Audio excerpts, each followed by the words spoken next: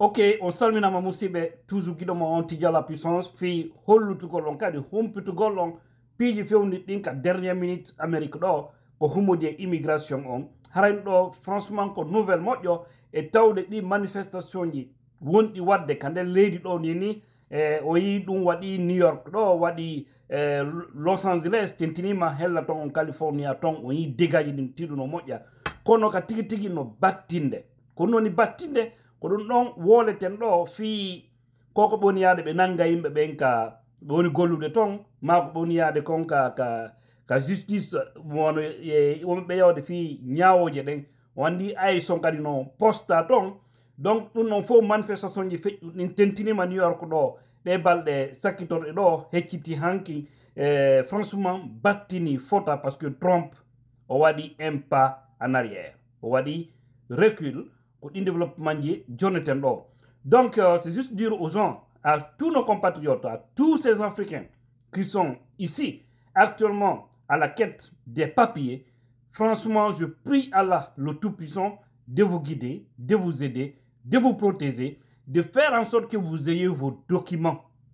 Parce que quand tu es dans un pays, si tu n'as vraiment pas le papier, c'est compliqué, surtout en Occident ici. Au fait, tu n'as aucune crédibilité vis-à-vis non seulement de l'État et aussi des entreprises. Donc c'est pourquoi je prie Allah, le Tout-Puissant, d'aider tout le monde à obtenir des papiers. Et que le même Allah nous aide à avoir des dirigeants responsables en Afrique pour que nous aussi, que nous ayons le minimum de respect. Parce que si ce nous était bien, avec des bons dirigeants, sans corruption, sans arrestation arbitraire, avec une justice juste, comme j'aime toujours le dire, franchement, on n'en serait pas là. Donc, mais tout ça va arriver. Inch'Allah, un jour, le monde va se tourner vers l'Afrique. C'est clair. Parce que si on avait des bons dirigeants, avec des bons programmes, j'avoue que personne n'allait avoir ce rêve américain ou ce rêve européen. C'est ça aussi la vérité, hein? Parce que l'Afrique reste le meilleur continent. Mais les hommes qui dirigent ce continent-là, vraiment doivent voir la souffrance de leurs frères ailleurs. Et pour cela, si vous avez le pouvoir, faites du bien. Faites du bien. Créez l'opportunité dans votre pays. Arrêtez des arrestations arbitraires. C'est pas bien. Donc nous allons parler de ces manifestations qui se sont passées ici tout récemment.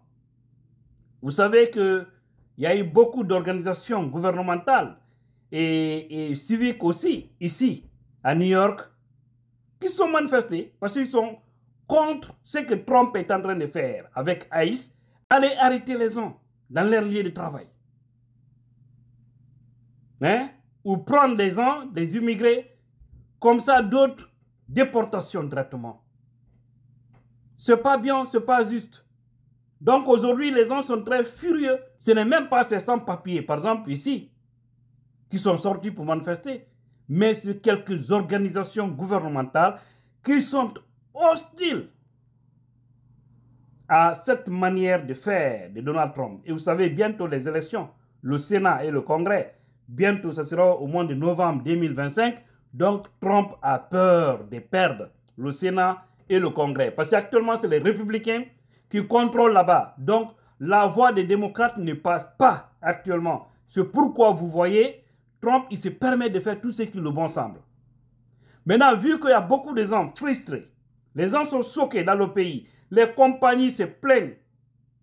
Et vous savez, ce sont les agriculteurs hein, et beaucoup de citoyens qui sont dans des petites et moyennes entreprises qui ont donné la force à Trump.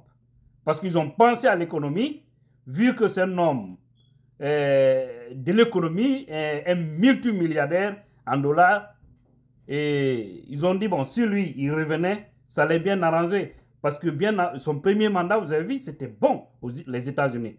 Économiquement parlant, je ne parle pas. Mais moi, je n'ai jamais aimé la politique de Trump. Pas pour ne raison, pas voter pour Trump. Parce que sa politique, ce n'est pas bon. Les États-Unis, c'est un pays des immigrés. C'est un pays, c'est pourquoi on dit que c'est le nouveau pays. D'accord? C'est les Amérindiens. Vous le savez bien, tout le monde a lu l'histoire du monde. Ils sont les premiers occupants de ce continent. Ce sont eux que tous ceux qui sont venus ont trouvé ici. Donc aujourd'hui, si lui se comporte comme ça, c'est pas bien. Donc c'est pourquoi aujourd'hui les gens sont très fâchés, très choqués. Ils sont sortis ici, ils ont lancé l'ultimatum et Trump a pris une décision. Il dit maintenant, personne ne sera arrêté. Donc cela lui fait peur maintenant, ces manifestations autres. Il a donné l'ordre maintenant à ICE de ne plus aller dans des restaurants, dans les boîtes de nuit, hein, dans les stores, pour arrêter les citoyens sans papier. De ne plus aller là-bas.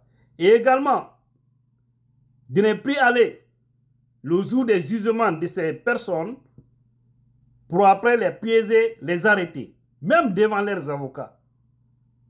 Ils le font. Des fois, même si tu es avocat, ils mettent main sur toi. C'est grave. C'est vraiment grave.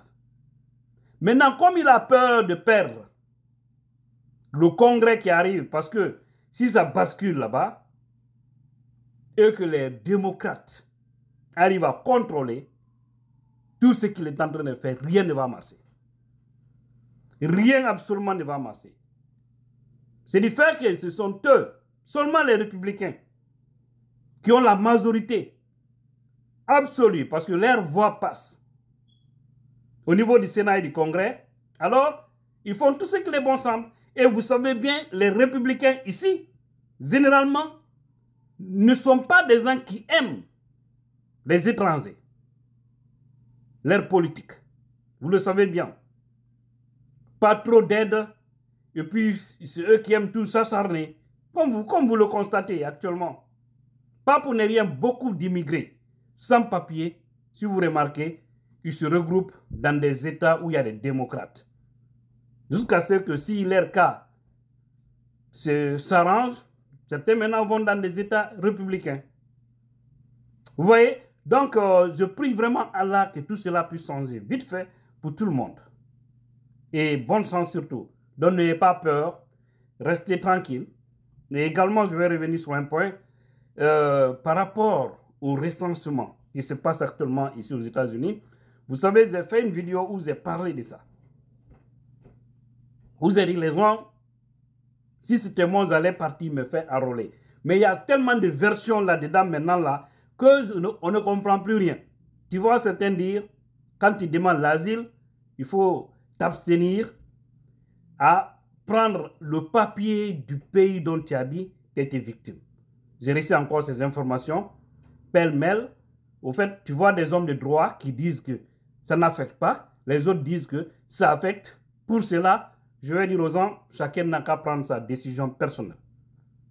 Partir se faire enrôler ou ne pas partir, la dernière décision va vraiment vous revenir. Mon souci pour vous, c'est pour que vous soyez légaux dans ce pays-là. Haram musibe, comme on a bangin de kondo, Trump nini, on a dit un pas en arrière. Nous n'avons qu'à nous nouvel ordre. C'est-à-dire, qu'on a manifestation ni doudi, on y Los Angeles ko ari konton, bonne réguitidi, kono ko sakiti wadde comprend, New York do, vraiment, dérange mu fota.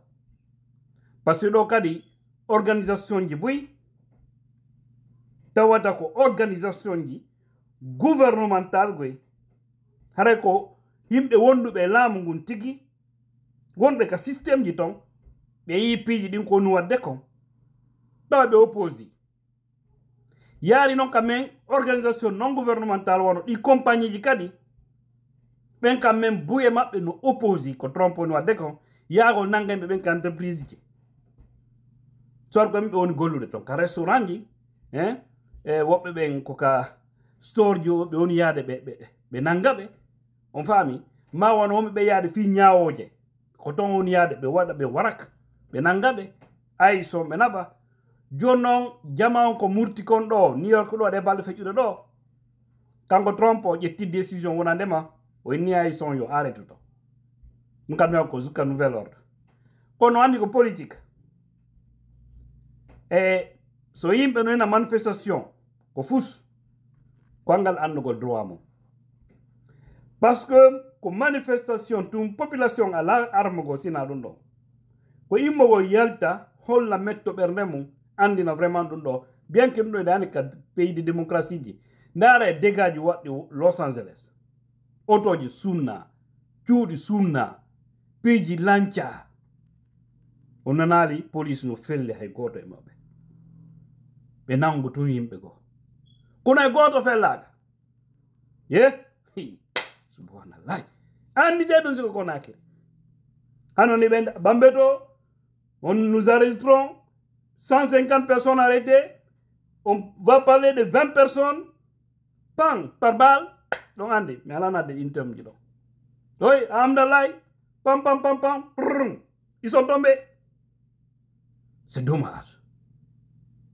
Mais dans le dégât ko bon wadde ko so be manifester no hurbini 1000 fois ko ni wadde ko Guinée 1000 fois e bondira parce que kambe kalbe bonnay be lancay be bonnay kambe nyabbe sunnay boni piiji parce que holugo metto berne mabbe he do me hendino alert wonande mambe fo yo hejo ma zone ko bono manifester don fito be yaroto si tout cela da jogti machine no yettu dalla bawo to mum trompe yiti gonga kan o wadi un pas en arrière on dit no élection no fewndi ko benta kon sénat on e congrès on dum no wada novembre 2025 imo huli woto perdu ton donc obligé wadugo recul si on a dum critique jondi dinge makko ni si du continue républicain be no way perdre de so be perdi le ton c'est fini be wata nangude do godo be natamo no be falira be wata wadde ko be fala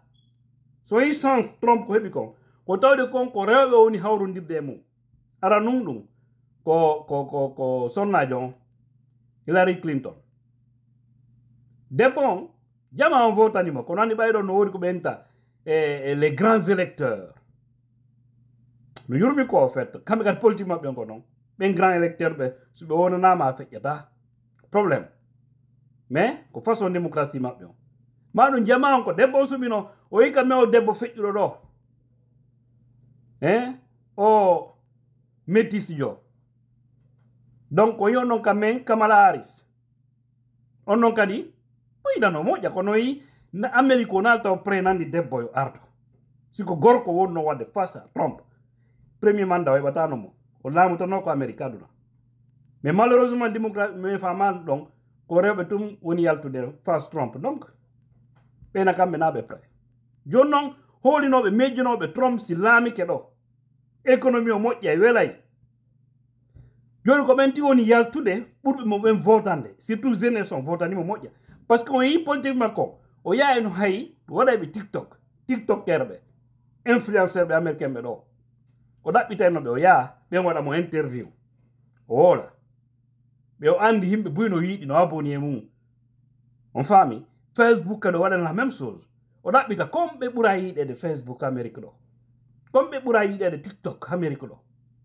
par ce que mande ara jeunesse no branci e maɓɓe donc o yaha waɗa ton kanka men TikTok o déplace ogo o yaha o yiide e maɓɓe bon faala waɗa interview mi ɓe yiyamo ka page donc mo wola fi jeunesse ɗuma donc fop weltorimo kono gila o laami piiji ɗi Tanzanie yimɓe ɓen économie on satti ñamme piiji ɗin fof satti e nder leydi no ɓeno kamen no moni surtout kadi ɓen ɗon bravalide ɓe wonɓe ɓen golde titi ko ɓuri kon ko c'est des sans papier ko yimɓe arɓe ɗo tawata vraiment golle kala ko joni par ce que goɗɗo sa ala kaydi a wata suɓude golle ko no watta ɓen woodi golle ko sa ala kaydi a wataɗe wadde donc on bravalide on ɓe gollude heɓa kañum kadi gurdam mum so tawi ɓen ɗon fof no dogude entreprise jiɗi ɓeni ɓe wata jaɓani ɗon trompe donc o fiɗum trompe inni o waɗi taw recul toriki allah o recul makko yo wonu e makko to artude e hunde heere voilà haray musidɓe ko o information ɗo mi arno feƴƴingo kam min sakkitorgol ngol ɗo ko fi affaire o vote e ɗuma o recensement minnata no yafoto fi affaire o recensement musidɓe